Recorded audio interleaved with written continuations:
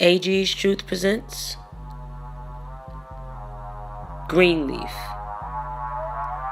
Season 1, Episode 2 review. What is up, YouTube? It is your girl, Amber Gardner, and I'm coming to you right now to do a review on Season 1, Episode 2 of OWN's new series, Greenleaf, getting up in that megachurch business. Alright, so the episode starts off where Episode 1 left off on last night, and it starts off with Gigi, who is the prodigal daughter that has returned for her sister's funeral, talking to Aunt Mavis, who was Oprah's character, and Oprah's character, Aunt Mavis, is giving Gigi Grace. They call Gigi for short because she's Grace Greenleaf. She's giving Gigi an information about this young girl that said that Gigi's uncle, Mac, who got some tendencies for touching girls under 18, he raped her. She had reported to the police and they recanted her statement. And the aunt's giving her all the information and saying, look, your uncle raped this child. Only you can change it. Do what you gotta do. So we start off already dipping right back into the tea. So it goes from that to Gigi's daughter is having her first day at school. And she talking about how she don't like her leg. She's in this uniform, and you can really tell that she kind of like, so why are we here? Now the way she says it is, Dad wants to talk to you because he wants to know how come we didn't move to New York for you to take the job at 2020 while we come here. But really, baby girl kind of like, Daddy want to know, but baby girl having a moment like Mama didn't say, but last episode where she like, I want to know too. So I can tell the daughter's going to have a little bit of a tough time adjusting because these children are off the chain. We'll get to that a little bit later. Also, in the beginning of the episode, you have Gigi. She is now coming back to church as Pastor Grace Greenleaf. So she's being brought back into her office and learning the stuff. And her father's giving her some advice about how preaching and pastoring are slightly different. Preaching's more glamorous, whereas pastoring, you have to be willing to help people. Mind you, Gigi ain't stupid. She love her daddy, but she know her daddy like them dollars.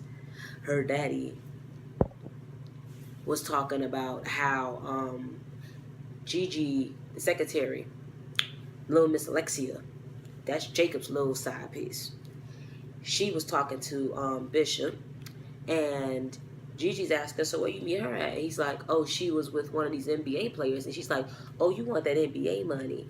He said, I wanted the best person for the job, and don't be skeptical, that skeptical spirit. So Daddy kind of gave her a little bit of a, but Gigi know what's good. She know her dad like them dollars. She ain't stupid. She know what's good. So she's in there doing the pastoring, and this woman comes in. Well, first of all, she checks her voice messages, and there's a message from this cop. He's a black cop. I didn't know he was a black cop at first. I thought it was a white cop. But the narrative basically is that he shot this young boy, and they're saying that it was a harmless person being shot, police shooting, and people really coming for his life, like outside his house. He might be getting some threats. It's some stuff going down, but it's a little bit different because normally it's a white cop. This time it's a black cop. So I didn't really see that one coming. They kind of took me for the twist with that one. We're going to see about that later. That comes into play later on. We'll get to that later. So she's checking that. Also on her very first day being Pastor Greenleaf once again, this woman comes in and wants to baptize her grandchild. Okay, that's normal. Nothing, new on that. Some denominations choose to baptize the children young. Other ones want to talk to them, make sure they understand it. That's a whole different conversation. So she's getting the records done for the child to get baptized. And she asks, where's the mother? And the grandmother says, oh, the mother's on vacation. First of all, my antenna already went, bleep. Hold up. Why are you doing this and doing it on vacation? But that ain't my business. So then Gigi goes next and she says, where's the father? Oh, he's not a part of this family. That's when I really said, oh yeah, grandma thinks she's slick. So Gigi says, okay. She writes it down again. Then she asks grandmother, so when do you want to do this? Today. Gigi said, wait a minute. Don't you want to wait till your daughter's back on vacation? Grandma said, oh, when I spoke to sister such and such, she said that would be necessary. So Gigi kind of trying to, put her on pause. She's like, maybe I should go speak to Bishop. I'm like, see, y'all already started stuff. This child first day. She left because of this crap, and y'all started this crap already. I just said, oh shoot, y'all gonna run this shot out all over again with y'all stupid foolishness, y'all little petty church. I'm a believer. I'm a Christian. I believe in God wholeheartedly. That will never change. But because I grew up in the church, I've seen the politics, and this show is bringing all them politics to surface. I'm just like, So Gigi is sitting there like, oh, here we go. I just started. Y'all coming at me with the foolishness. For real, though. So that's the first day. Now to the daughter. The daughter's having her first day of school. And she is being introduced to, I believe, and if my first review, I thought it was Bishop and the mama's child. But I actually think that it's now Jacob and Carissa's child. The little curly haired, dark skinned daughter. I forget her name right now, but she the one that was snorting that Ritalin in the first one. She introducing the daughter Sophia, who's Gigi's daughter, to welcome to black excellence, going to school and dealing with them politics and mess.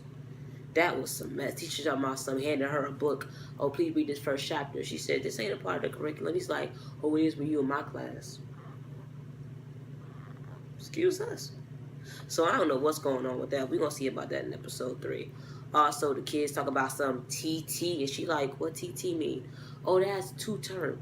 So somebody was hired drunk at a party or something stupid. It's just a lot of stupid stuff. Just people that got money and children got money and too much time on their hands. Ain't nobody watching them. Them rich kids, you got to watch they behind. They got too much access, too much money, and not enough discipline. Shut that mess down. Just, ugh. And the PK, she the worst one. The one that was sniffing that Ritalin. She the worst one of the group. PK. Just, oof. But anyway, that's a different conversation. She gonna be a mess. I can already tell she gonna be a mess. Anyway, after that, they move on some more. Jacob is still getting in there with his side piece, Miss Alexia. Oh, you want to meet up later? Should I make dinner? No, just make the bed. You and your side piece. Do you and your wife get up in the bed and have intimate moments anymore? Get you a little... Do you and your wife do that? Or you just always banging out your side piece? Just... he gonna get on my nerves. I can already tell. What else? Oh yeah, this right here. And I'm already calling this. Y'all might say I'm wrong, but I'm calling this. Next we get to Charity and her husband. So, Charity and her husband supposed to be trying to have a baby. Mind you, you see Charity and the choir director go at it because Charity's minister of music and the choir director is the choir director. She's saying, we want to change this. Him and the choir director's like, excuse me, heck nah, I set this up for 10 years. And Charity like, boo, I really ain't got to ask you. I'm minister of music. I asked you just to keep your feelings in check so you don't be here driving your feelings hurt. So she shuts him down, makes him change up some stuff. Then she tell her girl that her and her husband trying to have a baby. Fast forward to her husband in the bed. Her husband seemed like he a little tense. Now, she asked him what's wrong, and he's like, I don't know. I just want to make sure he make the right decision. He kind of trying to back out of this whole baby thing. Now, right before that, they showed him meeting this white guy. I forget what his name is right now. I'll come back to me later. But he meeting this white guy for the first time. And him and this white guy gonna be working together. I called this crap when I saw the trailer. And it ain't shown it yet, but I'm calling this crap. I'm linking it right now. Charity husband don't just like the JJ. Charity husband like him some dick. That door swing both ways. I'm telling you right now. He like things both ways. He likes to mix that salad up and keep variation up in there. Because the way he was looking at that white guy, then when that white guy walked away, he did kind of like a double take. Oh yeah, him and that white guy gonna have some dealings. And he felt it. That's why when she was talking about something, what's wrong? I mean, talking about, oh, we best friends laying in the bed. He's like, I don't want to hurt you. She's like, oh, you won't. Oh, he gonna hurt you if you find out that he like him a little stroke. He don't just like to stroke. He like to get stroked. You gonna be hurt if you find that mess out because you ain't listening to your intuition. Because most likely when that mess come out, she probably saw signs of that crap in the beginning. But because she wanted a man so badly to compete with Gigi, she let them signs slide. See, He like him. He like his door swinging both ways. I'm telling y'all right now. I'm calling it. That door swing both ways. So to move on, Grace decides to she does baptize that little child. She lets that mess go. However, with that cop that left that message on her phone, she go to her daddy. She like, Daddy, you told me that this dude ain't never get in touch with you. Well, to me, I didn't know he did, sweetie. Well, apparently he did because his message is on my daggone phone. So Gigi checking that crap. She already checking stuff, I can tell. Also, what else? Oh yes.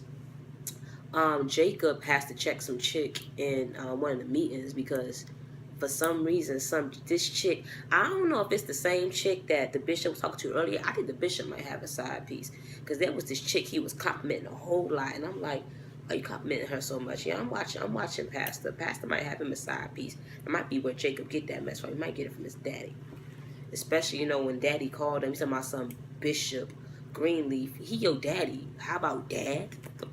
All these formal names, the heck. Anyway, so that goes down. Oh yeah, Gigi stops by Noah's house because Noah stay on the grounds. They got some plantation setups. That's why they got that slave stuff in the credits. Because I even saw the survey. It was like there's some plantation like setups on this stuff, on their land and stuff. So she goes to his house real quick. He talking to his girlfriend, but he put that aside because he see Gigi. Yeah, him and Gigi about to pop back off. I can call that a mile away. Anyway, she's asking him, if somebody were to something were to happen to somebody on church grounds, would he find out about it? And she's asking that because she went and looked at the young lady's the video, the young lady's statement, and she was talking about how she went out to fish with Uncle Mac, the little nasty one that like touched on little girls, and he started kissing on her, and she said stop. And he started kissing on her harder, and then put his hand down her pants, and she said I'ma tell, and he was like, ain't nobody gonna believe you. Mind you, apparently he did the same thing to Faith, and that's why that Faith, the sister, committed that suicide, and the family, nobody keeping that mess on the hush hush. Anyway, so she gonna holler at him, and I can tell their chemistry is still on and popping. It's gonna get back popping with them real quick. She walks out, then she goes and she visits the cop, and she's talking to the cop that called her, and he's basically saying that he just wants somebody there as his spiritual guidance, basically somebody from the church there to make people hush and stop coming for his life. Somebody so he can make him a little statement saying he was wrong, have somebody from the church there next to him to get folk to hush hush. And she basically was like, all right, basically I'll help you if you help me. If this girl recanted her statement, how can I get people to believe what she's saying? And he like, it's gonna be hard. She's like, well, what if I can convince them and prove that it was coerced, that she didn't change her statement on her own, somebody forced her to do it? He's like, well, like my dad said, that might work. So these two gonna be working together. I think she gonna help him and he gonna help her, and they gonna help this too. They gonna knock down two pins with one ball. They gonna help each other. Also, what else? Oh yeah. Mama thinks she's slick, and I'm gonna tell you why I say that. Mama thinks she real slick. Oh yeah, actually, first let me say something else. Jacob's wife, Carissa, Daddy, when he talked to Jacob earlier, I mentioned that a few minutes ago, he got Jacob over the deacon board, I believe, and Carissa pushed him to that. Carissa want her husband to be on top so badly. I don't know what's up on her. She got some insecurities, and maybe we're gonna tap into that later. But to move on from that, yeah, Jacob's wife got some that wife got some insecurities. Also, to move on to the ending, yes. So Mama's hollering at Noah. And she's telling Noah, oh, have you and Isabel's his fiance, have y'all decided we gotta get married that yet? And he like, nah, not yet. And she's like, I can get married on the ground. She remember how pretty it was when Jacob and Carissa did it. He's like, oh, thank you, I appreciate that so much. He's so grateful. And I'm in the back of my mind thinking, what she want? And he goes to walk away. And she says, oh, one more thing. I know we've always had a bond because of our shared affections for Gigi, a.k.a. you care about Gigi more than I do.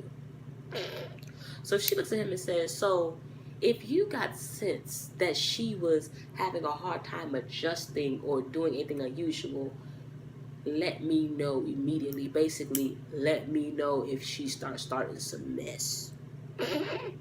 So I'm going to pay for your wedding and get stuff good for you as long as you let me know if your old boo thing is stirring up some trouble. So, Pete, this thing is just getting, how they put it, gooder and gooder, because these people got some stuff on the hush hush.